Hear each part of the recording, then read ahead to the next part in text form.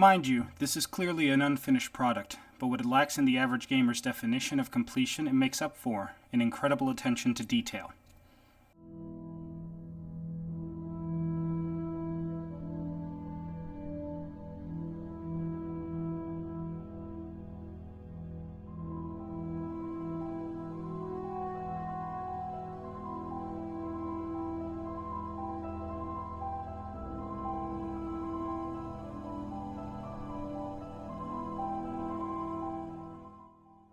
It is impossible to review something without a certain amount of personal bias affecting the end result. I am and have always been a story gamer. I personally feel that a game is one of the few, if not only, forms of media to date that can express emotions, ideas, and even primal urges without ever resorting to things like dialogue or imagery. This is something I intend to cover in detail in a future project. Back to Interstellar Marines.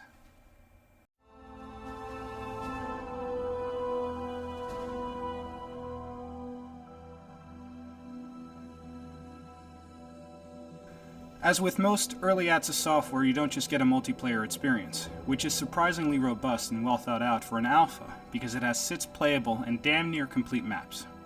You get a delicious smorgasbord of tools and toys to see what the folks at Zero Point are working with. Mind you, all of this is through the Unity engine.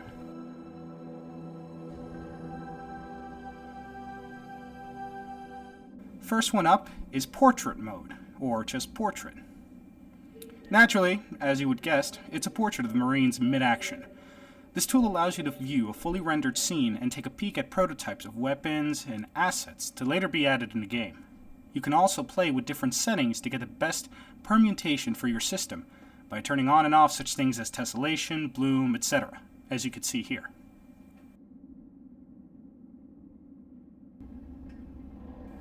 Next one up is the Megalodon, a fully explorable scene in a hangar holding what seems to be a major asset for the game. It is the spaceship for our intrepid Marines. In this scene, besides changing the environment by creating a scenario of power outage or a fire alarm, this is where I fell in love with the game. But before I go into the moment, let's talk about the last tool. Last up is a literal developer sandbox. You can play around with the current version of animations, weapons, lighting environment changes, etc. Doesn't sound like much, but this is an experience all of its own, and I don't want to ruin it for those willing to help out this incredible and just awesome group of game developers. Now for my moment.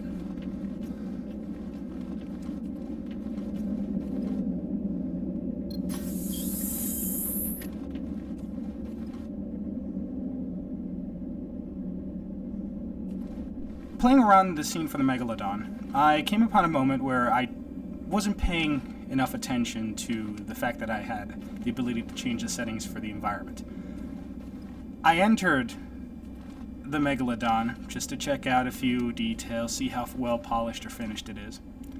And then the power went out. Turns out that the environment cycles through. And in this split second of just being transfixed on the details inside the ship, oh crap, something just happened outside the ship and I'm stuck here. Mind you, nothing spawns in the scene. Nothing happens. It's just basically a preview. They are masters of their craft.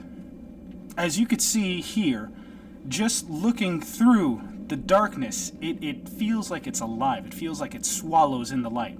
And that only happens when someone has taken an extreme amount of care into the environment mechanics, lighting mechanics, etc. And for that moment right there sold me on the game.